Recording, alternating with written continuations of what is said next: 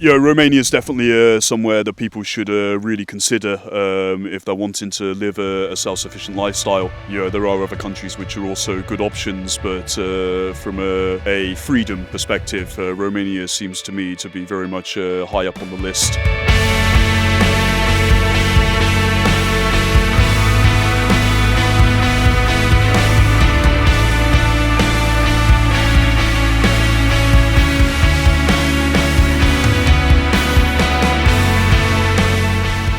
Okay, so welcome back to Random Romania. Sorry about the delay in the video because we've not made a video for a month or so, and obviously that's not satisfactory, but here we are back making a new video. This is a guest from England. His name is Will. He's just shown up in my garden with a camper and his girlfriend and several dogs, and we've been chatting online since he found us on the channel, I believe, and we're just going to discuss what he's doing here, what he likes about Romania, and what our possibilities are. Because I think we met last night and we were chatting for a couple of hours, and it seems like he's quite interested in my cabin project, said cabin. If you can, is that in the shot? Yeah, this cabin, and we're working on a plan here. And anyway, over to Will. So Will, tell me a little bit about why you left the UK. And why you ended up in Romania, because I think you've been travelling around for a while. So yeah, just explain to me why you left the UK and what you like about Romania. Okay, so well, I left the UK over 12 years ago, mainly because it was too packed, too close together. I like wild places open, mainly for travelling. I travelled a lot for many years, and then decided to move to Spain and travel around there and find somewhere in the mountains, more rural. In England, you can't really find rural places that are quiet. It's too regulated. There's too many controls on what you can and can't do on your own property. And I wanted to live somewhere that was more free. So good news. This video now has a sponsor. It's a company called KitOffGrid, and they are a Victron dealer. This is a Victron inverter here, and what they do that's of particular interest is these upcycled Tesla batteries and similar EV batteries repurposed to use in off-grid power systems. So this particular system runs my house. I've got it to experiment with. That's why the cover's off it. So I can explain for example, the safety features in here, which are very important, and show how everything wires up. Anyway, we're selling this stuff now and promoting it. So if you're interested, just contact us in the comments, and we'll put some prices in there. There's a good deal on this particular inverter at the moment, and we've got a promo code as well you can use on their site, which will give you a reasonably significant discount. Okay, so tell me why, having been to Spain, because a lot of English people go to Spain, why you ended up coming here instead. As I've already mentioned to you earlier, me and my wife, we left Spain to go back to Finland to see her family and spend some time there. And we were trying to decide whether we wanted to buy somewhere in Finland to try and start a self-sufficient lifestyle there. But it's possible, but it's a bit difficult as well. It's not the same as being in the Central and Southern Europe. It's harder to grow vegetables. It's a bit harder to keep the livestock for the winter. And it's very expensive up there. So over the past month, we've been thinking of where can we go to look for potential places to build a life, and really we thought Romania, not only because it's cheaper here, but also because it seems to be a bit more, I don't really know the right word for it, not primitive, but a bit more natural, a bit more real. Primitive? Primitive in terms of real life. You know, this morning I woke up, we parked in a field next to a river, and I knew there was a shepherd there with sheep because the dogs were barking during the night. And this morning we're surrounded by sheep, and for example, 2 donkeys being used as guardian animals. I've had donkeys myself for many years, and donkeys in Western Europe, in more richer places, they're just pets. They're left in the field to eat grass, they serve no role. But historically, the role for the donkeys is guardianship. They will attack wolves on sight and protect the sheep. So to see things like that still being to see traditions like that still being used, nowadays, something which has been used for 1,000 years or more, to me is important to see these traditional practices being kept alive. Yeah, so I read a little bit about the history of this, because in Romania, I believe, are they called Transhumanism. transhumanism? Yeah. So they go up in the mountains in the summer and come down in the plains in the winter, and they're packing those pack animals with all their supplies and stuff, and they have the big. I mean, these guys are like sleeping in fleeces and stuff under the stars, as it were. Yeah. So proper kind of hardcore shepherding, I guess. Yeah. It's definitely a tough life, or at least it's not tough for the shepherds. They're very much used to it. The same used to happen in Spain, not so much now. In the Pyrenees of France, I knew a shepherd which does that every summer. He spends 6 months in the mountains in Andorra, living in a yurt, and tending to his sheep and cattle. And then in the winter, he'll come back down to the foothills of the mountains with his sheep, where there's not as much snow.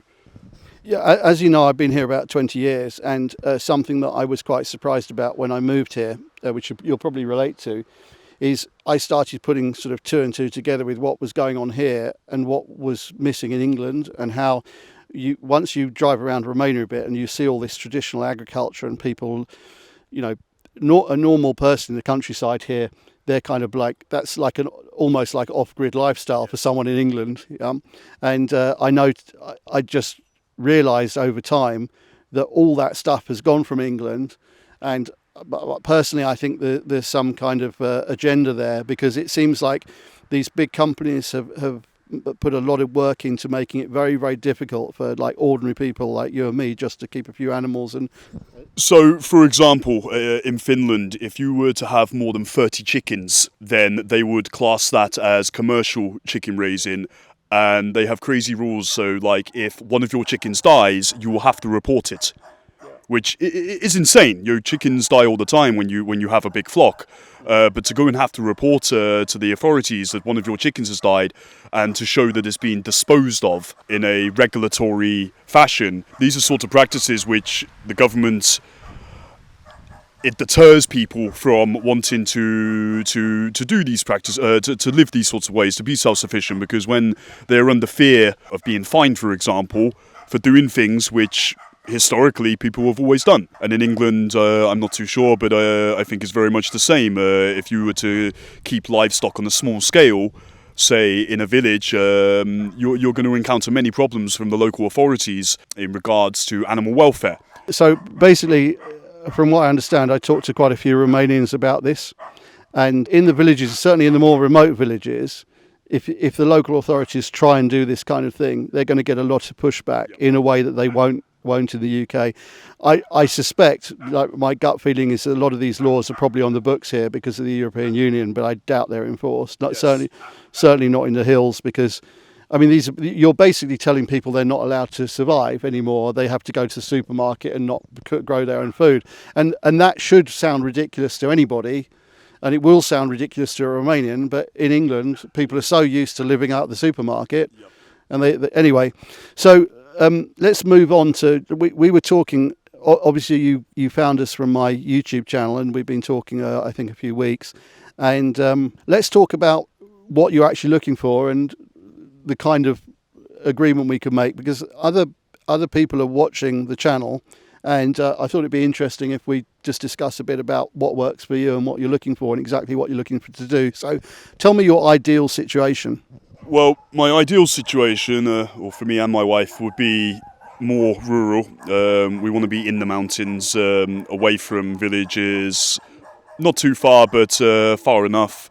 We don't want roads nearby. We want to be basically isolated so we can go about building a self-sufficient lifestyle without much interference, but also just for the peace and quiet. We want to raise different types of livestock. Got experience doing this before, so I have a rough idea.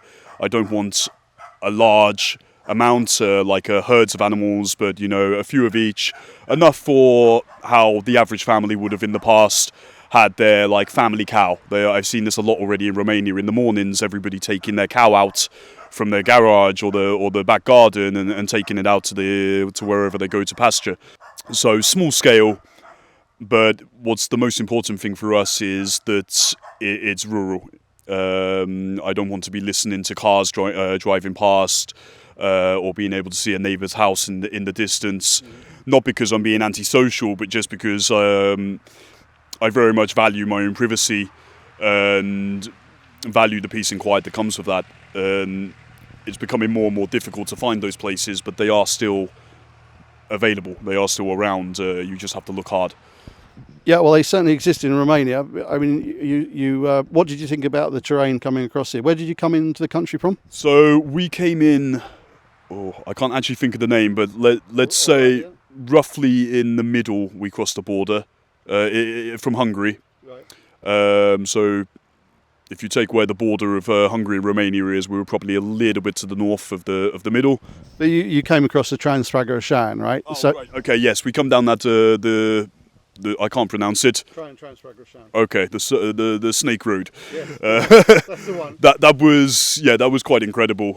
It was quite packed with tourists. Surprisingly, just Romanian tourists. Only saw a couple of other foreign vehicles, but it certainly needs some updated roadworks on it.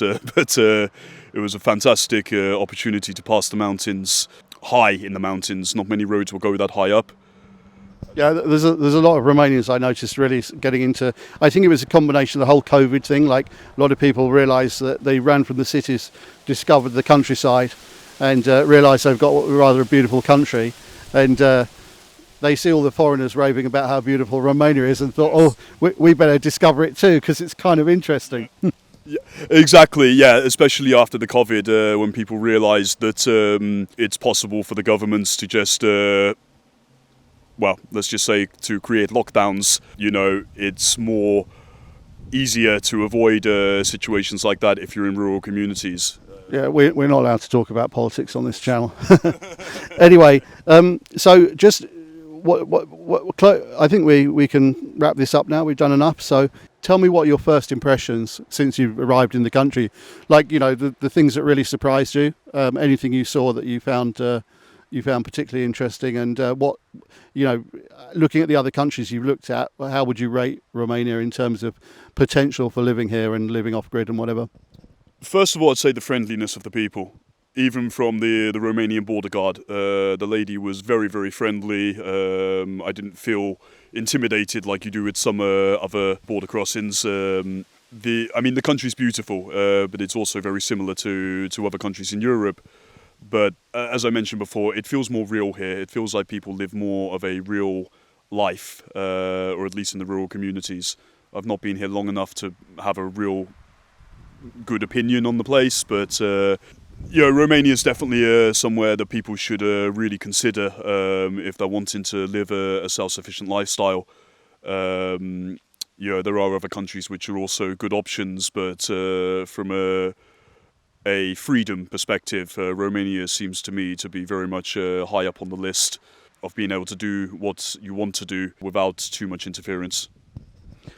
Okay, very good. I think that's a good introduction. We're going to talk more about whether we can do some kind of deal here, and maybe you can do some farming here, if not for a long time, for a while, we'll see. And we'll report back in future videos. Thanks very much for watching. Like, subscribe. If you want to get in contact, just contact us in the comments below, and look forward to seeing you back for another video soon. Bye for now.